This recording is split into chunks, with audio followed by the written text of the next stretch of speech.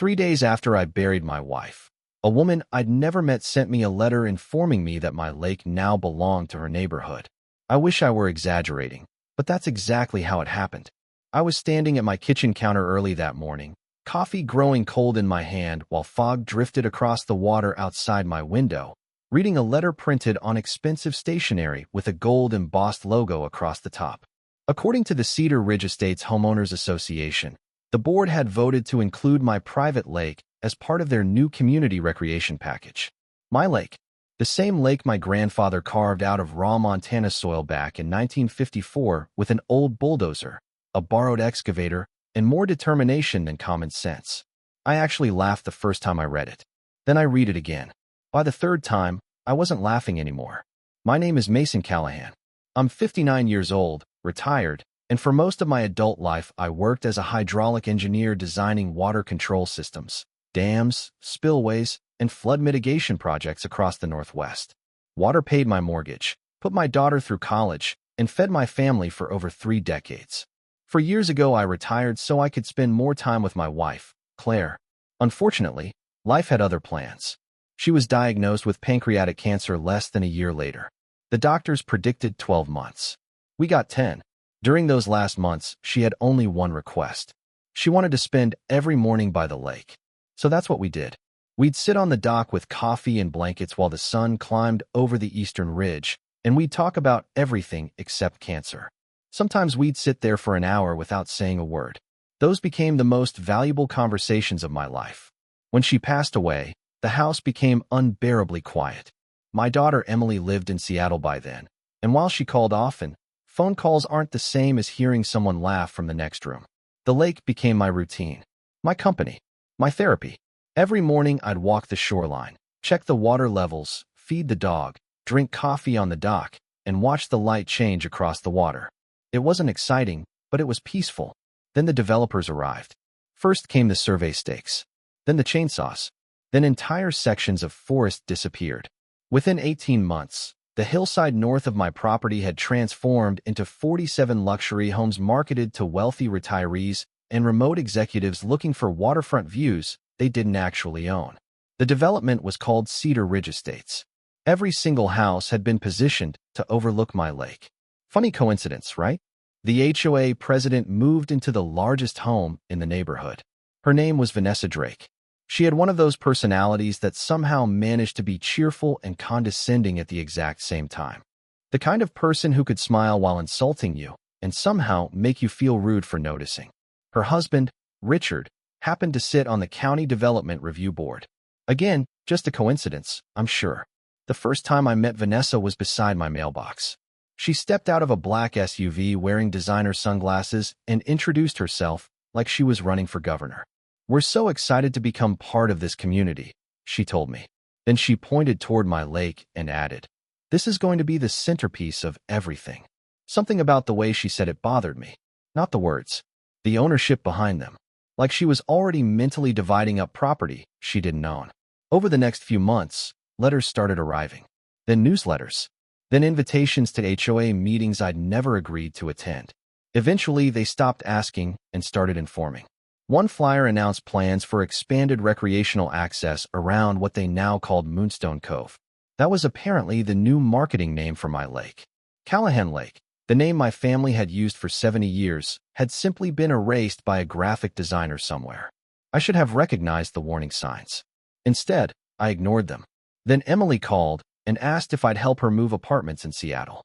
I spent 4 days there carrying furniture, building bookshelves, and enjoying the rare opportunity to spend time with my daughter. For the first time in months, I felt genuinely happy. That feeling lasted until I turned onto my road heading home. I heard the machinery before I saw it. Diesel engines, pile drivers, backup alarms, heavy equipment. My stomach dropped. As soon as I reached the crest overlooking the lake, I nearly drove into the ditch. There were excavators on my shoreline, concrete trucks, construction crews, barges floating in the water, workers driving support pylons directly into the lake bed. And standing in the middle of all of it was Vanessa Drake holding a clipboard and smiling like she was hosting a ribbon-cutting ceremony. I parked, stepped out, and walked toward her. My dog remained in the truck, staring through the windshield with a low growl rumbling in his chest. Vanessa greeted me like we were old friends. "Mason," she said. Perfect timing. I looked around. My private property signs had been removed. One of them was lying in the back of a contractor's pickup truck. "What exactly is this?" I asked. Vanessa smiled proudly. "The Marina project." I stared at her. "The what?" "The community marina." Like those words explained everything.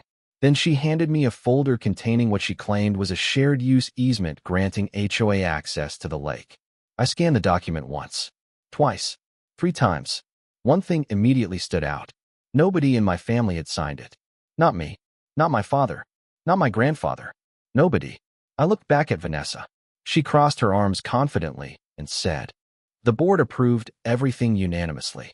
I folded the paper and slipped it into my jacket pocket. Then I asked the question that made her smile even wider. "How much is this costing?" "Just over $2 million, she said proudly. $2 million. I nodded slowly, looked out across the water where my wife and I used to drink coffee together, looked at the concrete pylons being driven into the lake bed, then turned around and walked back to my truck. I didn't yell. I didn't threaten anyone. I didn't call the sheriff. Because standing there, watching Vanessa celebrate a project built entirely on assumptions, I realized something she clearly hadn't figured out yet. She thought she owned the lake. She thought she owned the shoreline. She thought she owned the future. What she didn't know was that I controlled the water itself, and that realization was where this entire story truly began. The first thing I did after getting home that afternoon was walk straight past the kitchen, straight past the living room, and into my office. At the back of a floor safe sat an old green binder that hadn't been opened in years. My grandfather had written the label himself in faded black marker. Callahan Lake Records. Inside were original deeds, water permits, engineering drawings, maintenance logs, survey maps, and documents older than most of the people living in Cedar Ridge estates. I sat at the kitchen table until midnight going through every page. The more I reviewed the paperwork, the calmer I became. That's something a lot of people misunderstand about conflict. Anger makes you feel powerful, but evidence wins wars. The next morning, I filed public records requests with the county. Construction permits, environmental reviews, planning approvals, contractor agreements. Every document connected to the marina project. If somebody had convinced 20 workers to build a $2 million marina on private property, I wanted to know exactly who signed what and when. Meanwhile, construction continued. Every day more concrete appeared along the shoreline. Every day another piece of my property was treated like community land. Then things got even stranger.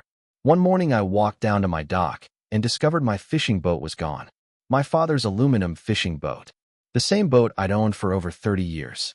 In its place was a yellow notice taped to the dock post informing me that the vessel had been impounded for violating Cedar Ridge Estate's marina registration policy. I remember reading that notice twice before laughing out loud. Not because it was funny, because it was insane. According to the HOA, they had confiscated my boat from my dock on my property and were demanding $1,200 for its return. That afternoon, I found the boat locked behind a chain-link fence near the marina construction site. Mine wasn't the only one there. 2 other local property owners had boats sitting behind the same fence. I took photographs, videos, GPS coordinates. Then I called my friend Walter Briggs. Walter was 68 years old, retired, stubborn as a mule, and had spent most of his life operating heavy equipment in logging camps. When he saw the photographs, he just shook his head and said, "Mason, these people are either unbelievably confident or unbelievably stupid." "Maybe both," I answered. That started our little surveillance project. Over the next week, we installed trail cameras around my property. Hidden cameras, motion sensors, timestamps, every corner of the shoreline, every access road, every construction entrance. Then the fines started arriving. Unauthorized shoreline access, $800. Unapproved dock use, $600. Pet violation, $300. Landscape noncompliance, $400. Every few days, another envelope showed up in my mailbox. By the end of the month, the HOA claimed I owed over $11,000 in fines despite the fact I wasn't a member of their association and never had been. I filed every notice inside a growing binder. The funny thing about people who abuse authority is that they usually create their own evidence. Every threatening letter, every fake fine, every fraudulent notice. They were documenting their own misconduct better than I ever could. Then the county records finally started arriving. That's when things got interesting. The Marina approval timeline made absolutely no sense. Projects like that normally required months of review. Environmental assessments, public hearings, engineering evaluations. Yet somehow Cedar Ridge Estates had secured approval in less than a week. Even stranger, multiple approval signatures belonged to Richard Drake, Vanessa's husband. The same Richard Drake who sat on the county board responsible for reviewing development applications. The deeper I dug, the worse it got. One afternoon, I received a call from an employee inside the county records office. Nice woman. Worked there nearly 30 years. She asked if I could meet her away from town. That alone told me something was wrong. We met at a gas station parking lot 20 miles away. She handed me copies of corporate filings she'd found buried in public records. The contractor hired to build the marina was a company called North Peak Waterfront Solutions. The company had been incorporated only weeks before receiving the contract. The listed ownership was hidden behind multiple shell companies. But after following enough paperwork trails, one name eventually surfaced. Richard Drake. I remember sitting in my truck staring at those documents while rain tapped against the windshield. Suddenly everything made sense. The rushed permits, the fake approvals, the confidence, the arrogance. Vanessa hadn't just been stealing access to my property. They had created a system designed to funnel HOA money into a company secretly owned by her husband. Millions of dollars collected from homeowners. Millions of dollars spent on land they didn't own. Millions of dollars flowing directly back into their pockets. I opened a new section in my binder and labeled it federal. A week later, I contacted a former colleague named Daniel Harper. Daniel worked with state water management inspections and still had connections throughout regulatory agencies. We met at a diner outside town. I brought maps, permits, survey records, construction photographs. Daniel spent nearly an hour reviewing everything before leaning back and saying, "Mason, there's something else you need to know." He pointed toward photographs showing support pylons driven deep into the lake bed. Nobody approved these modifications through state water infrastructure review. Meaning? I asked. Meaning if you're concerned about dam safety, structural integrity, or unauthorized modifications to the impoundment, you have legal authority to request a full inspection. I knew exactly where the conversation was heading. See, most people viewed the lake as scenery. I viewed it as infrastructure. Because technically, that's what it was. A licensed private impoundment connected to a regulated water management system. Every gallon of water, every spillway, every control valve, everything fell under specific regulations. Daniel helped arrange an inspection. 2 weeks later, state engineers arrived. They examined shoreline modifications, surveyed the marina structures, reviewed construction records, asked questions nobody from Cedar Ridge Estates could answer. At the end of the inspection, one of them pulled me aside. "If you determine these modifications create concerns regarding structural evaluation," he said carefully, "you may conduct a controlled drawdown for inspection purposes." I knew exactly what that meant. He knew exactly what that meant. Neither of us said it directly. After they left, I walked down to an old maintenance building hidden among pine trees near the southern shoreline. Most people assumed it was a storage shed. It wasn't. Inside sat equipment my grandfather installed decades earlier when the lake was first built. Control systems, flow equipment, emergency drainage infrastructure, and most importantly, a discharge system capable of lowering the lake when necessary. I hadn't used it in over 10 years. That evening, I sat alone on the dock watching sunset colors reflect across the water. For a long time, I thought about Claire. She always had a way of simplifying difficult decisions. Whenever I overcomplicated things, she'd ask one question. What's actually true? So I asked myself the same thing. What's true? The truth was simple. Vanessa Drake believed money gave her ownership. Richard Drake believed influence made rules optional. Cedar Ridge homeowners believed the board had acted legally because nobody had told them otherwise. And everyone involved believed the lake would always remain exactly where it was. That's when I finally understood their entire plan depended on one assumption. Water would stay where it was supposed to stay. The marina existed because the lake existed. The property values existed because the lake existed. The HOA's marketing campaign existed because the lake existed. Everything they built depended on water they did not control. I sat there until darkness covered the shoreline, listening to waves bump softly against the dock, and for the first time since this nightmare began, I felt completely calm. Because I finally knew exactly how the story was going to end. And while Vanessa Drake spent the next few weeks preparing a massive grand opening celebration for her new marina, complete with investors, politicians, reporters, and wealthy homeowners, I spent those same weeks preparing something very different. She was planning a party. I was preparing a lesson. And neither she nor anyone else in Cedar Ridge Estates had the slightest idea what was coming. The grand opening was scheduled for a Saturday morning in early November. Cedar Ridge Estates called it the Waterfront Legacy Celebration. The invitations were ridiculous. Gold lettering, professional photography, promises of private boating access, luxury waterfront living, and exclusive investment opportunities.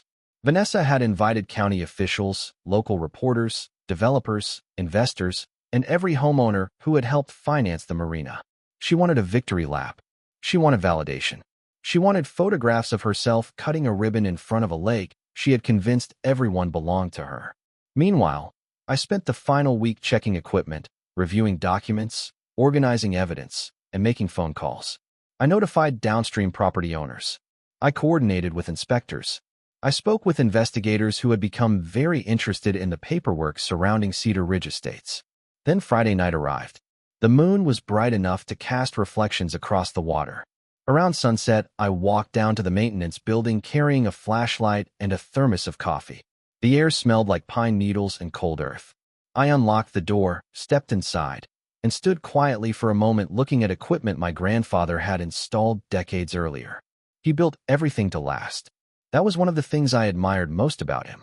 He believed if a job was worth doing, it was worth doing correctly. I checked the gauges one final time. Everything looked good.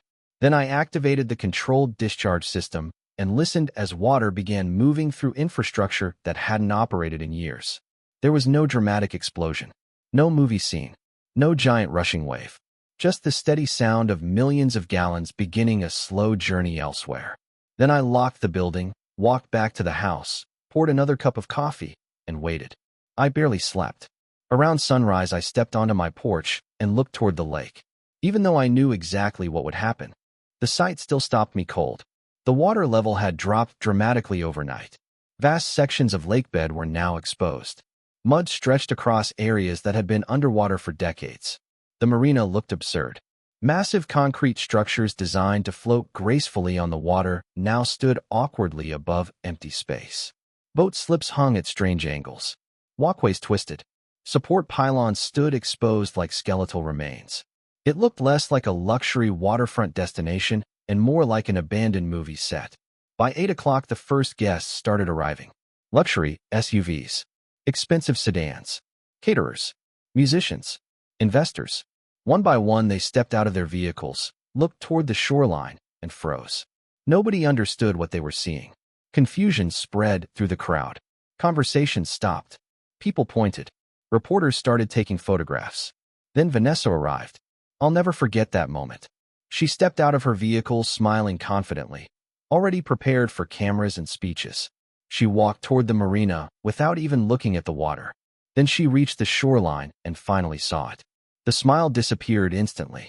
She stood there staring at the exposed lakebed like someone had erased reality overnight. For several seconds, she didn't move at all. Then her eyes found me standing near the entrance. She marched across the gravel parking lot so fast I thought she might trip. "What did you do?" she shouted. Every conversation nearby stopped immediately. "What did you do to my marina?" I remember smiling slightly. Not because I was happy, because of one word. Your marina? I asked. My marina, she snapped. My project. My investment. My community. I nodded slowly. Interesting choice of words. Her face turned red. Put the water back. That's not how water works, Vanessa. You can't do this. Actually, I can. I handed her copies of the inspection authorizations, regulatory approvals, engineering notices, every document required for a legally authorized drawdown. She barely looked at them. This cost millions. Then maybe somebody should have verified who owned the property before spending millions. That's when several vehicles arrived almost simultaneously. One belonged to state investigators. Another belonged to county officials, and another carried federal agents. The look on Richard Drake's face when he saw them was worth every second of the previous 6 months. Within an hour, the celebration had completely collapsed. Investigators began interviewing people. Reporters started asking questions. Homeowners demanded answers. Documents surfaced. Contracts surfaced. Financial records surfaced. And once the truth started coming out, it came out fast. Homeowners learned their assessment money had been routed through companies connected to Richard. Officials discovered conflicts of interest buried throughout the approval process. Reporters uncovered inconsistencies in permit applications. The story exploded. Over the following months, lawsuits piled up. Investigations expanded. Insurance companies refused coverage. Regulatory agencies became involved. The Marina project was eventually ordered removed entirely. Cedar Ridge Estates spent years dealing with the fallout. Some homeowners were furious at me. Others eventually came to apologize after learning what had really happened. Funny enough, many of them turned out to be decent people who had simply trusted the wrong leadership. As for Vanessa and Richard, they spent a very long time dealing with consequences they never imagined would arrive. The lake eventually returned to normal. Water always finds its way back. By spring, the shoreline looked like itself again. The dock returned to floating where it belonged. The fish returned. The birds returned. The quiet returned. Sometimes I still sit on the same bench where Claire and I used to drink coffee together. The water looks exactly the way it did before all of this started. That's probably my favorite part of the story. Not the investigations. Not the lawsuits. Not even the marina sitting uselessly above dry mud. My favorite part is that the lake survived all of them. Long after the developers moved on. Long after the headlines disappeared. Long after the arguments ended. The lake remained. And maybe that's the lesson. Some people think power comes from money. Some think it comes from titles. Some think it comes from being the loudest person in the room. But real power usually belongs to the person who knows the truth, keeps records, stays patient, and refuses to surrender what matters. Now I'm curious what you think. If you were in my position, would you have done the same thing? Did Vanessa deserve what happened, or should I have handled it differently? Have you ever dealt with an HOA, a developer, or someone who thought they could take something that wasn't theirs? Let me know in the comments below because I read every single one. And if you enjoyed this story, make sure to subscribe, because trust me, this wasn't the last time somebody underestimated a quiet man at the end of a gravel road.